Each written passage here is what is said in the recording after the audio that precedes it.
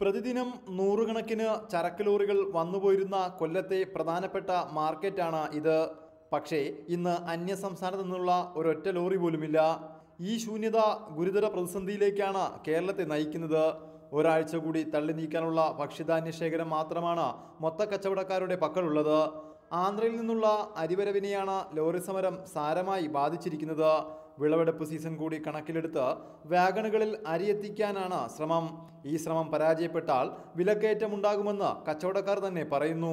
ആന്ധ്ര മില്ലുടമകളായിട്ട് നമ്മളിപ്പോൾ സംസാരിച്ചിട്ടുണ്ട്. അവരടുത്ത് അഥവാ ലാറി സമരം നീളുകയാണെന്നുണ്ടെങ്കിൽ വാഗൻ ലോഡിങ് ചെയ്യണമെന്ന് പറഞ്ഞ് നമ്മൾ അവരടുത്ത് പറഞ്ഞിട്ടുണ്ട്.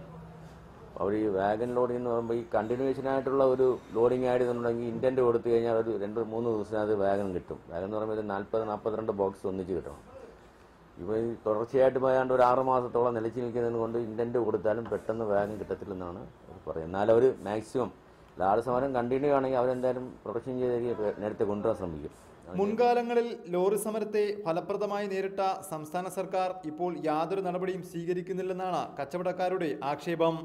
ഈ നിലയ്ക്കാണ് കാര്യങ്ങൾ പോകുന്നതെങ്കിൽ വിഷുവിനും ഈസ്റ്ററിനും വലിയ വിലക്കയറ്റമാകും സംസ്ഥാനത്തുണ്ടാവുക. ഷമീർ, റിപ്പോർട്ടർ, കൊല്ലം.